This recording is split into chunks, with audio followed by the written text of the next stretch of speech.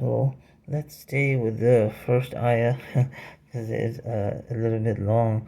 So it's just two simple nouns, ذلك and al-kitab. And then you can, like I said, you can read it both ways. And then, but when you get to these pair of three dots, the first instance is what I described in before, لا ريب فيه. There's no doubt in it. And then in that case, هدى للمتقين acts as a noun conveying a verbal action.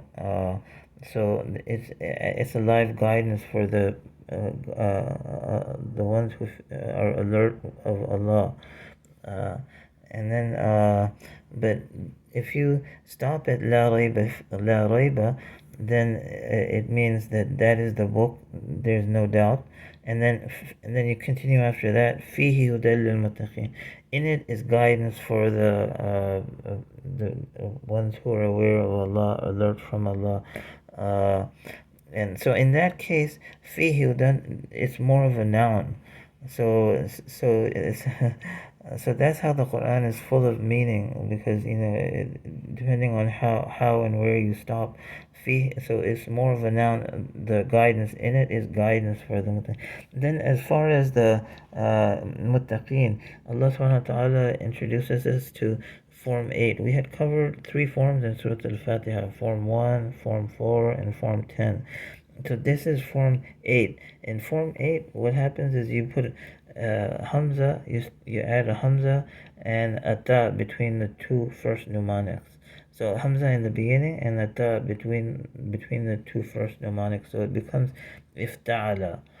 The pattern is ifta'ala, but this is a peculiar abnormal verb in that the first letter and the last letter are two mud letters, so waw, qaf, ya. So if you add hamza in the beginning and a ta after the first mnemonic, it becomes hard to pronounce. Ew, taqa.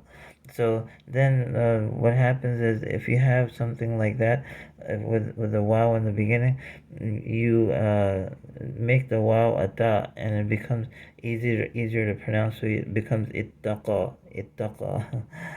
So that's how you get. So when you convert ittaqa to the present tense, you add in the beginning, and so it becomes yattaqi. The last the alif maqsura at the end becomes a ya. It goes back to being a ya. Yattaqi, attaqi, nattaqi. And so when you want to convert it to the verbal noun, all you do is add a meme in the beginning of the Form 8. So if ifta'ala, yafta'ilu, mufta'ilun. Mufta'ilun is the verbal noun. So ifta'ala, you add in the beginning yafta'il, and the last letter becomes dhamma. So here again, but in this case, since the last letter is a ya, it stays a ya. So you in the present tense is yattaqi, and the verbal noun is muttaqi. So, but if you make it plural, it's muttaqin, muttaqun, or muttaqin.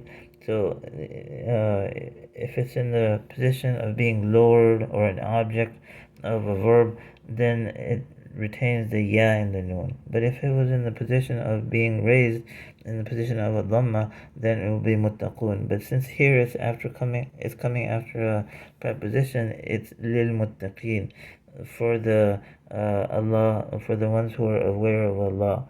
So that's I just wanted to cover this the rest of the second ayah here.